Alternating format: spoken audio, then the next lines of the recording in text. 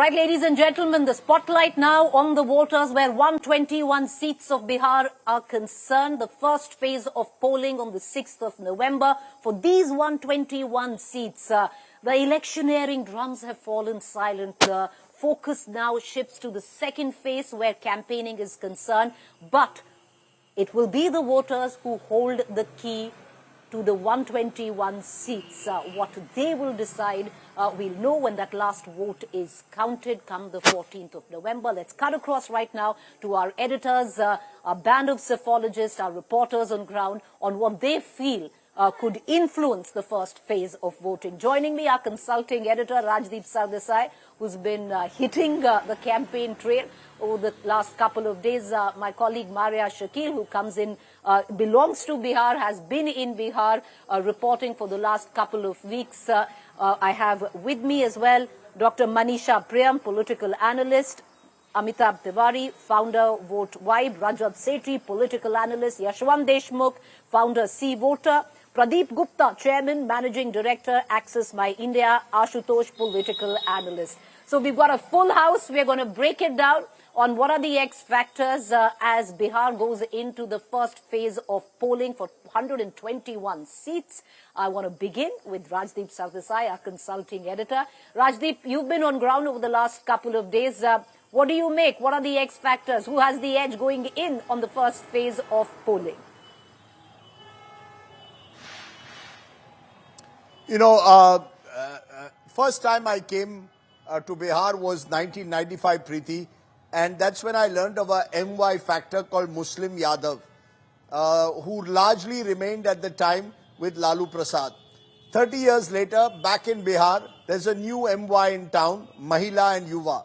No doubt in my mind that these are the two key demographics that will decide Bihar. Bihar is one of the youngest, if not the youngest demographic of voters. About 22% of them are in that age group of 18 to 29. And if you look under 40, it's 53%. It's a vote bank which is being targeted by Prashant Kishor, the disruptor. It's being targeted by Tejashwi Yadav. And then you've got the Mahila vote, which is clearly the core vote bank in a way of Nitish Kumar. What he has consciously tried to cultivate in 20 years in power through a series of measures. The most recent, of course, being the 10,000 rupees that have been provided to over 1.4 crores Jeevika Ditis. And the payments are even going on as the election campaign is going on. So I believe if there is a large woman turnout, advantage NDA, no doubt in my mind about that. If on the other hand, the male turnout is higher, then can Tejashwi Yadav do what he did 5 years ago and get a large chunk of the youth vote? I believe Prashant Kishor is consciously targeting that vote and therefore will get a sizable section. We don't know how much, but a sizable section of the male youth vote.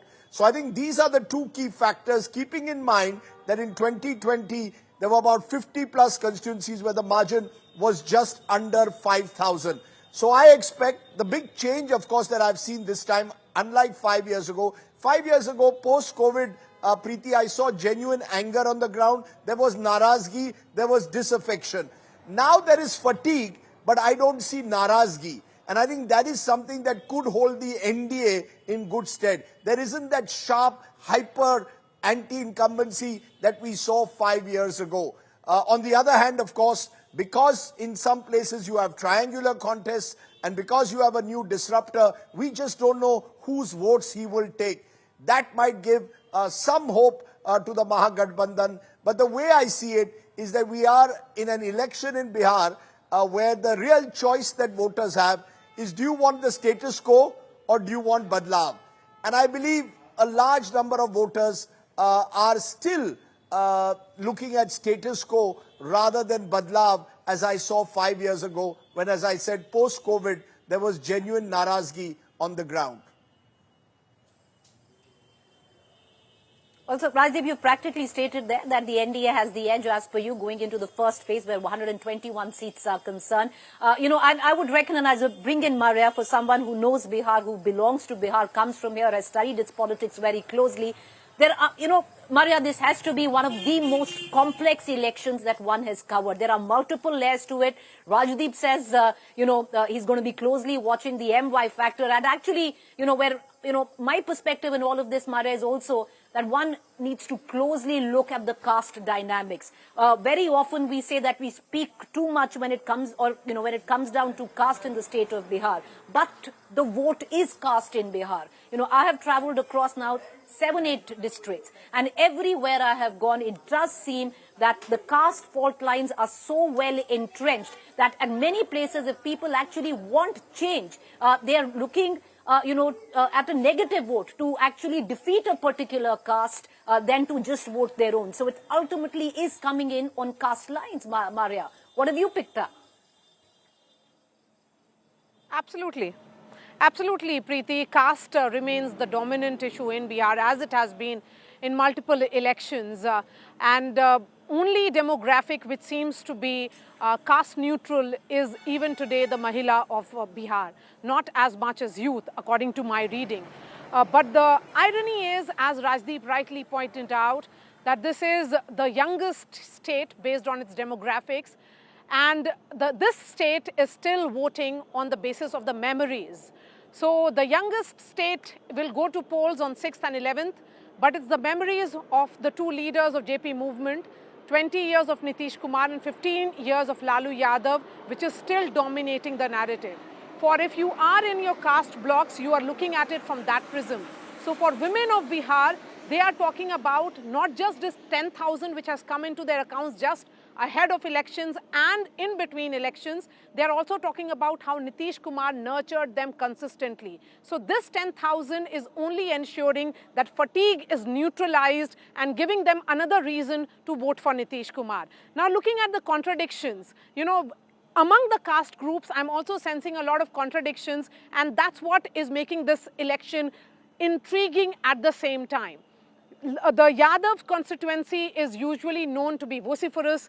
They are tactically silent this time. The silent voters of Nitish Kumar are loud, speaking about the good work of Nitish, and at the same time talking about what happened 20 years ago in the alleged, Jungle Raj years of Lalu Yadav. So I would say that those contradictions that you are sensing in the behavioral pattern of various caste groups make these elections complex. Largely, Nitish Kumar remains the dominant image of this election. He is the overarching theme, even as in certain pockets, elections become localized. Well, you are right there, Maria, because I am sensing that in at least certain pockets, the election is hyper-local. That primarily comes down to the candidate. And it's interesting because I haven't seen that happen in Bihar, at least in the last two elections. But yes, caste holds the key. I am, in Muzaffarpur. I was in Darbhanga and Madhubani this morning, only purely tracking the Malla vote. And interesting. Because the Malla vote could be one of the factors that could be, an X factor as well in this election. I want to bring in Amitabh Tiwari, who's with us, and we're going to cut across to our other panelists as well. But Amitabh Tiwari, you have been tracking the first phase of polling very closely. You've been on ground in the state of Bihar. What, according to you, are the X factors, both for the NDA and the Mahagathbandhan, going into phase one? No, essentially, if you see the phase one of 2020, it was almost tied between the two alliances. So this time, I think the NDA is itching to take a lead from here because some of the, you can say, the issues which had impacted Bhojpur, Shabad and the Magad regions seem to have been sorted out from the NDA fold. See, what is essentially caste is going to play a key role. There are almost 105 seats where the same social group has been winning in Bihar in the past 3 elections. Incidentally, the NDA is banking on the fact that this trend is likely to hold or continue, and they have fielded 81 candidates of the same social group on those seats, 81 out of 105. Whereas perhaps the Mahagathbandhan feels that this trend of a particular caste domination on a particular seat might not hold, and they have fielded only 59 candidates from the same social group on those 105 seats. Nitish Kumar is the, you can say, the X factors of all X factor, because ultimately in the Bihar Premier League, it seems that the allies of BJP and JDU, the smaller parties, they are facing tougher contests largely against the RJD and dependent upon a smooth vote transfer of BJP and JDU, which leaves the JDU or the onus on JDU to perform much better than what they had done last time with a strike rate of 37%. And the entire nichode of this election lies in the contest which the Congress is likely to face against the BJP and JDU, almost 50 seats. And that is going to decide the dasha and disha of this election largely. There are some caste movements, you can say. The Malla community, seeing that Mukesh Sahni could be the deputy CM, a section of it is veering towards the Mahagathbandhan. But again, as Maria said, there are wheels within wheels in Bihar, because a certain section of the EBC community also sees the Malla community as an aggressive caste, just like the Yadavs. So is it going to add to the anti-Yadav, anti-Malla? So it's a new MY now, Malla Yadav, which also we need to take care of in this election. So Mahila Yuva, Muslim Yadav and Malla Yadav also. But, when you talk of Malla Yadav, Amitabh Tiwari, I'm coming in, I've spent the last day and a half tracking the Malla vote, especially, in the northern areas of Darbhanga, Madhubani, as well as Muzaffarpur. And it's not that Mukesh Sahni has been able to galvanize the vote for the Mahagathbandhan. The Malla community had voted quite a bit for the NDA, mostly for the NDA the last time around, and you still see those fault lines yet. So how much of that vote they'd be able to pull would be interesting. What could be the other factors of this, X factors of this election? Cutting across to Yashwant Deshmukh, who's been looking at numbers closely. Yashwant Deshmukh, who are you betting on? Who has the edge going into the first phase of elections?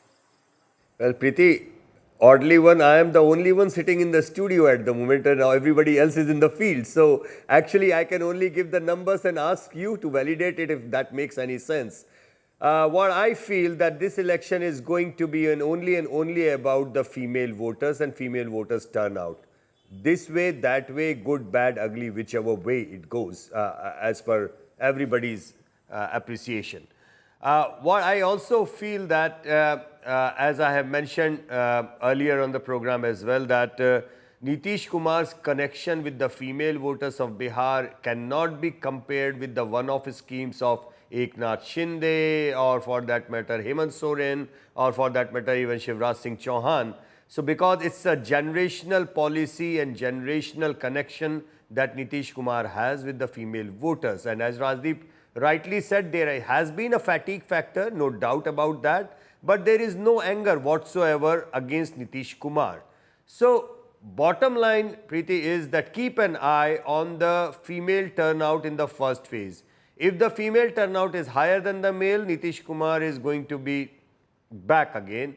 If it is the other way around, it's going to open a window of opportunity for Tejashwi Yadav. But either ways, I believe that this election is going to be a watershed moment, Preeti, for the future of election and electoral politics in India. The way Indian politicians are going to look how to win elections. Are they going to go for the knee-jerk Labharti and cash dole-outs or something? Or they are going to look at the generational policy change that, okay, 10,000 is not how you read it. You have to read that 10,000 in conjunction with the Poshak Yojana, with the bicycles, with the fees, with the scholarships and everything. Right.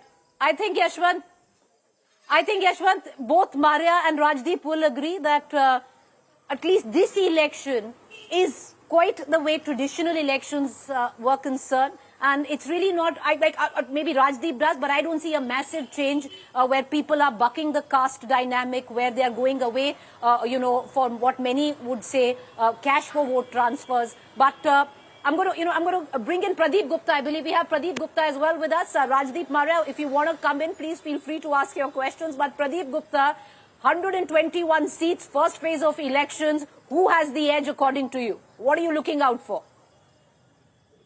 So, Preeti, I do not have a straight answer for this. I am also going to Bihar, like all three of you are there on 6th, which is the first phase, and try and find out the answer for you. Now, coming to what is going to impact the most among all these demography, which has been discussed just now, from caste to women voter to youth voter, I mean, there is not a single percent doubt when it comes to Bihar. 80 to 90% people vote in Bihar basis on the caste. Coming to the female, we all know that in Bihar, the vote caste 55 to women and 45 to male. This is the 10 percentage straight difference. With this is where the real play lies. But having said that, the difference between winning party and the loser party is few percentage point always, even if it is going to the 5%, which is too much of a difference. Where this 5% gap is going to come, this is something need to be seen. And to my knowledge, Dalit, and when I say Dalit, there are about 16% total Dalit in Bihar and about 4% Malla community. According to me, these 20% will decide the fate of the Bihar election. And within Dalit, there is a Paswan, there is a Jatav, and there is other Dalit, Musar, etc., which is about, say, 5, 5, 6. This is the Dalit combination. We all know that the 5% of Paswans are more largely aligned towards the NDA. The 5% of the Jatav is more skewed towards Gadbandhan, but those 6% non-Jatavs plus 4% this Mallas, which is non-Dalit, but Mallas, Nishad votes, according to me, is going to decide the fate of the Bihar. All other castes are by and large aligned. All other caste communities are aligned. If at all somebody is going to shift, that too in large number, True. this is the community to look forward. I agree with you, because it would all depend on who leaks these particular castes to the other side of the divide, and that's what's important. We've been trying to track the Malla vote as well as the Dalit vote, but I want to bring in Ashutosh. Ashutosh, a lot has been said about the Mahila vote. Yashwant said, I'll be looking at the Mahila vote very closely. Rajdeep has touched upon the Mahila vote, but Sorry, somebody wants to come in? Who wants to come in? Okay, Ashutosh, I want to come back to you on that. Yeah. Ashutosh, I want to come back to you on that question. A lot of focus on the Mahila vote right now, Ashutosh. And is it already a constituency that is converted? Because you talk to the people in the Mahagathbandhan and the first thing the leader says, कि ये तो पहले से ही vote दे रहे थे. Where will that extra Mahila vote come from? Will a Yadav Mahila vote for the NDA? Will the other sets that have been aligned towards the Mahagathbandhan vote for the NDA? How are you gauging that? See, Priti, before answering a question, let me put two things. First of all, I still prefer that the caste polarization is much better than the communal polarization, and the Bihar has been at the forefront because it has stopped the communal polarization and the divide between Hindus and the Muslims. So that way, caste polarization I always prefer. Secondly, the caste is not a monolithic category anyway. So even within the Dalits, if you look at the Paswan can say that they command Dalit votes. But there is a serious problem between the Ravidasya and the Paswan itself. So any analysis on the basis of one particular caste or one particular community and imagining that they are the monolith is full of problems. The second point is, I think on paper, if you look at on the basis of the social base are the caste combinations, NDA looks much better. But in terms of political arithmetic, if you see, NDA is a weaker on this point. Because today, if I see a clear contradictions between the BJP and JDU and LJP. When Nitish Kumar is not projected as the chief minister, will the JDU voters support BJP candidates? I have my own doubts. And what about the Chirag Paswan and has the JDU voter forgotten the 2020 when Chirag Paswan really backstabbed Nitish Kumar? So will JDU voter are going to vote for the Chirag Paswan candidate on 29 seats? I keep my fingers crossed. So on paper, it looks much better, but in political sense, I see serious problems within the NDA alliance.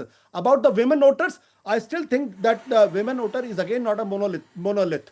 There is a Muslim women, there is a Yadav women, there is a Malla women, there's a Kurmi women, and all of them vote according to their choices. Yes, I understand that there is a propensity of women voters voting more for the Janata Dal United, but all these women will also vote for the BJP candidates. Will they vote for the Chirag Paswan candidate? Will they vote for the Jitan Maji Ashutosh, candidate? I'll circle back to you. I believe Maria I can has understand their something to add affinity as with well, as I Nitish want to Kumar. bring in Manisha Priyam.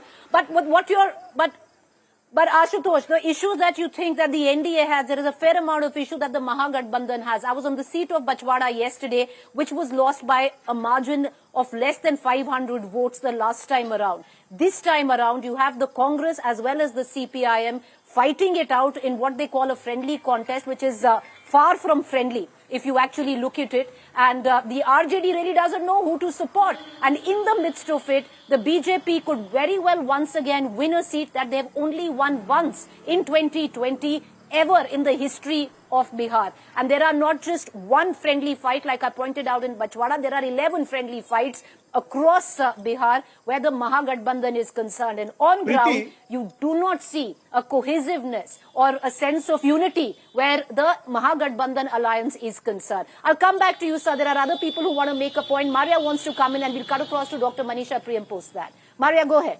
Yes. Yes, Preeti, I have two questions for Pradeep Gupta. Because, in the context of Bihar, we do not discuss Dalits and Jatavs enough. We talk about other caste groups, we talk about EBCs, but not as much as Dalits and Jatavs. Since he is talking about that 10%, I want to understand from him what makes them so critical first. And second, women of Bihar have been caste neutral in the last 10 to 15 years. Can the youth of Bihar emerge as a caste-neutral constituency in this election? Pradeep Gupta. Maria, first of all, I do not agree with you as far as the women goes, as you are mentioning the caste. Not at all. Yadav women and Muslim women, you know what it means, So forget that. Now coming to the youth, you are saying youth may be the caste neutral because youth is a youth. Their expectation, their aspirations, and so forth is riding on a different ball game altogether. I would say their needs are totally different as of their parents. That's number one. Number two, the youth is someone who influence the decision making on multiple things within the family for sure. Not a single % doubt onto that. Now, whether that will be decisive enough or the good enough to shift the sides. When I say shift the side, can MY, meaning Yadav minority vote, start voting to the NDA, or the upper caste, the Bhumiyars and the Thakurs and the Brahmins start voting towards the Mahagathbandhan youth? I am talking about particular. This is something to be seen, and in what numbers. That number is also occasional 10 to 50% points is not going to make much of a difference within the consistency of youth, because they already have about. But Pradeep, I'll come back to you on that question of the Brahmin or the upper caste vote.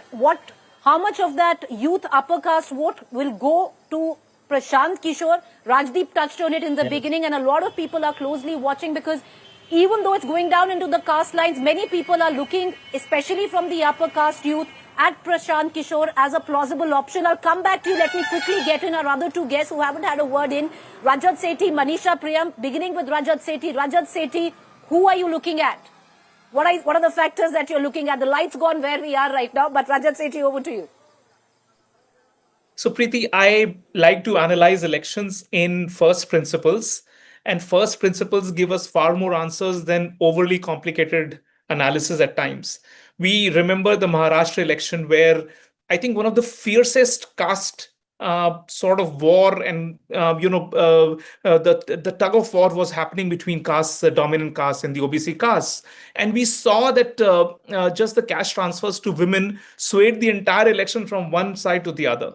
And when you have such pervasive schemes like women cash benefits, even a 1 or 2% swing is all that it takes to completely sway the election.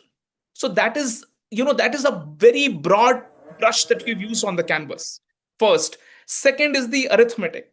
The way Bihar's constituents have been structured along for the past so many years and has condensed, solidified, ossified in ways that combination of Nitish plus any other front tends to arithmetically give an advantage to that front. In 2020 was just a sheer outlier event because it was right under the shadows of COVID, and this is where it went close. Otherwise, a Nitish plus anybody sort of a combination is good enough to sway the final results into that favor. And this is where I believe the NDA has a head start. Did NDA not commit mistakes? That's not true. BJP also, at least made mistakes in at least 5 to 6 seats. Will BJP be able to, build up a narrative? They have done a far better job than what was anticipated because of an ailing Nitish Kumar and an anti-incumbency building up. But look at the aggregate. Today, the answering has to be done by the opposition. That is a big mistake that the opposition was not able to build up the pressure of anti-incumbency that was expected out of them to do. And right now, BJP is piling up allegations after allegations, anecdotes after anecdotes. And it is like opposition should have prepared for these questions right at the outset. These were the first set of questions where they should have answers. And the first phase is about to be over now. And I'm still looking for answers, confidently trying to face the allegations which is coming from the BJP and Nitish. Look at the kind of slogans that are going around. It is, for JDU, people felt that, Nitish is aging. There is anger against Nitish. And people are not today talking that Nitish se nahi hai, he is 2030 tak Nitish. So people are coming out of that mold where his age is being respected.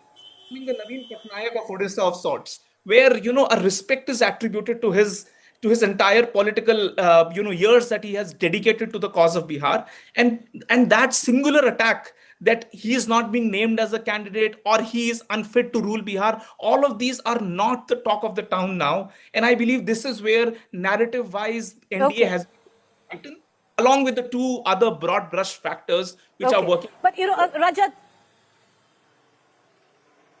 Okay.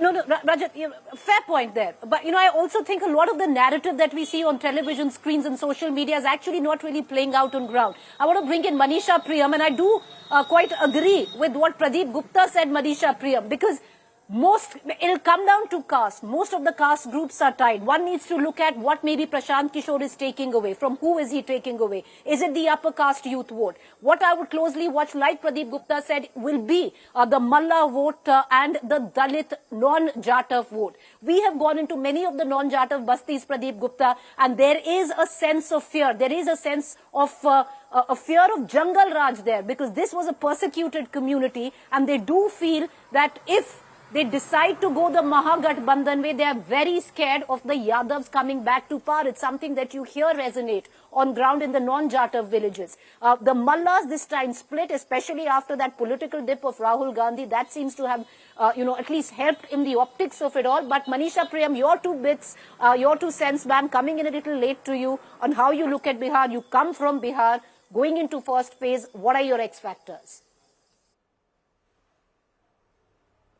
Okay, thanks so much. And just give me 2 moments. I'll talk about the woman vote, but first the politics of it all. And I do tend to agree with Pradeep Gupta and your assessment of it, but I will say it's a far more nuanced Bihari election than any I have seen before. And I think in the first phase itself, it's not even caste, it's jati that matters. Remember all the tail-end coalitions that the NDA has put together, far more than any narrative that Rajat Sethi is talking about. They have been very important for the NDA.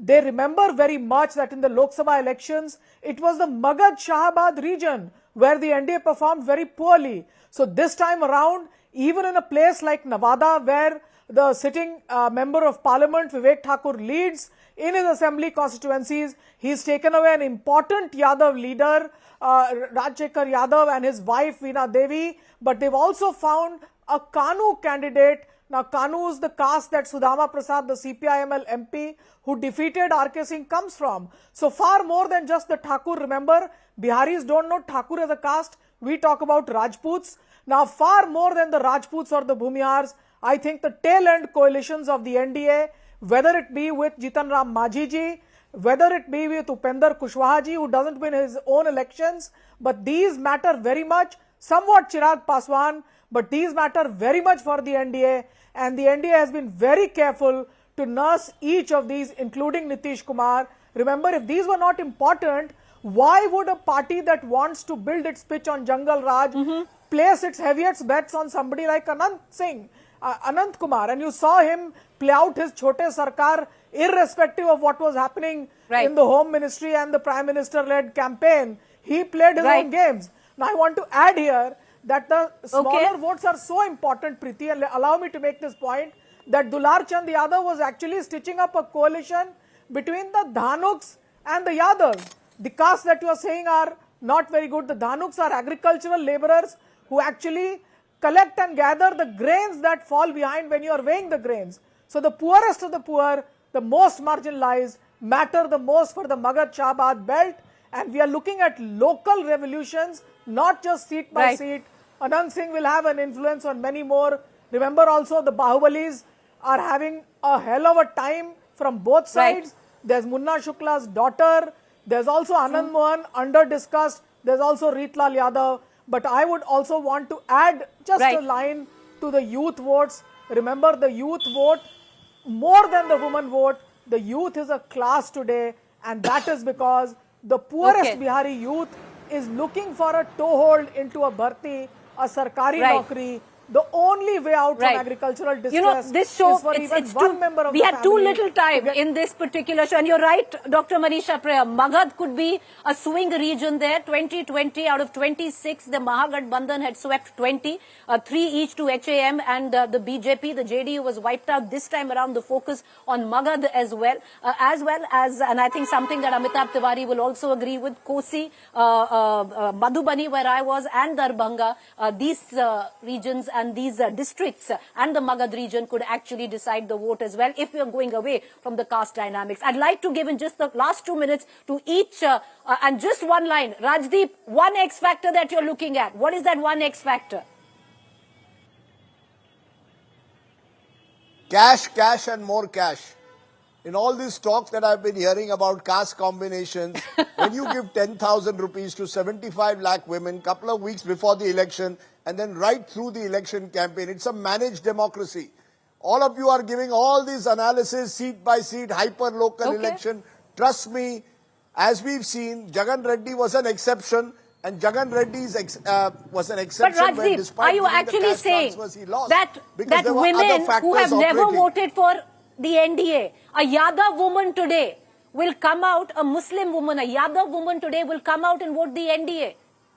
Because that's a constituency that's already converted for the NDA. Do you think they'll get that vote from the Yadav or the Muslim women? Every election since Nitish Kumar, 2010, 2015, 2020, look at all the 3 elections. Sizable lead among women for Nitish Kumar. This is not a one-off. The cash transfers is a topping. It is topping what already exists on the ground. My belief is that woman vote is far more entrenched than any other vote bank at the moment in Bihar. And therefore, I believe so the that women because vote will you've only given that cash transfer at just the right time, so and more the votes will election be added there. One quick line. Pradeep Gupta, do you agree with Rajdeep's analysis? No, and who has the edge, Pradeep Gupta? Very quickly, sir. I do not have that answer, but whoever has the edge among the 16% Dalit, within Dalits plus Malla 4%, these 20%, whoever has the edge is the winner. I agree, sir. I agree, sir, because I feel the constituency of women is already converted. They're already voting for Nitish Kumar. Mr. Pradeep Gupta. Let me bring in Yashwant then. Yashwant, do you agree? You are saying women vote. Rajdeep, I will give you one. Aam Aadmi Party lost the election in Delhi. Women voted more in favor of Aam Aadmi Party, apart from the Jagan Mohan Reddy. Small state. Do not compare a small state to a large state like Bihar. Rajdeep, I need to close this show. Yashwant, do you want to come and broker some peace in this? Very quickly, sir, 20 seconds. I refuse to believe that women cannot go caste agnostic. Women cannot leave the caste and women cannot go beyond what their families say. I refuse to believe that. And more so in Bihar, I mean, things are changing. We have seen at least 3 major elections in this country in the last 1 year where women have gone beyond the caste and religious lines. Otherwise, those But, kind sir, of I mandates also were feel, impossible to handle. Okay, but do we sometimes treat women as a monolith vote bank? Because women, especially in Bihar, is not a monolith. There are multiple layers to it. Maria will agree, I'm sure. But alas, we've reached the end of this show. But this is something we'll pick up again tomorrow. It was an interesting conversation, especially for our viewers. Once again, it's curtains down on campaigning for the first phase. 121 seats. Go to vote come the 6th of November. For now, for the first phase, it's over to the voters. Thank you for joining us.